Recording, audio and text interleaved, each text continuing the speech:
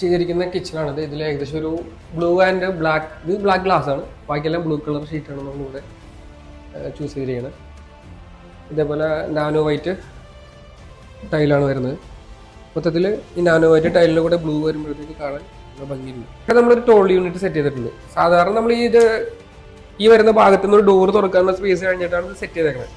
സാധാരണ സെറ്റ് ചെയ്യുമ്പോൾ ശരിക്കും ഇതിൻ്റെ ബാച്ച് ഇത് വരാറില്ല. പക്ഷേ ഇവിടെ നമുക്ക് ഡബിൾ ഡോർ കൊടുത്ത കാരണം കാണാനും നല്ല ഭംഗിയുണ്ട്.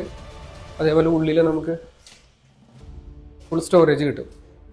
ഇത് നമ്മൾ ഫ്രെയിം ആക്കിയിട്ട് ഇത് സ്റ്റെഡിൽ ഗ്ലാസ് വെച്ചിരിക്കുകയാണ്. ഇത് തന്നെ നമുക്ക് റെഡിമെയ്ഡ് ഇതിൽ വയ്ക്കുന്ന ട്രേ ഒക്കെ സെപ്പറേറ്റ് വരുന്നുണ്ട്. അതിന് കോസ്റ്റ് കൂടുതലായതുകൊണ്ട് നമ്മൾ കോസ്റ്റ് എഫക്റ്റീവായിട്ട് ചെയ്ത വർക്കാണ്.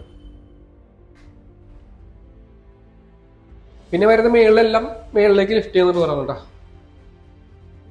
എല്ലാം അതേപോലെ തന്നെ ഹൈഡ്രോളിക്കിൽ കൊടുത്തിരിക്കുകയാണ്. നമ്മളിങ്ങനെ കൊടുക്കാൻ കാരണം വെച്ചാൽ ഇത് പഴയ സ്ലാബാണ്, ഹൈറ്റ് കുറവാണ്. ഈ ഹൈറ്റ് കുറവുള്ള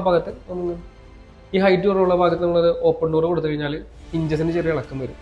അപ്പോൾ കുറച്ചും കൂടി കാണാനും ഭംഗി, ലാസ്റ്റിങ് കൂടുതൽ ഇങ്ങനെ കൊടുക്കുന്നതായിരിക്കും ഹൈറ്റ് കുറഞ്ഞ ഭാഗത്ത്. ബാക്കിയെല്ലാം ഓപ്പൺ ഡോറാണ്.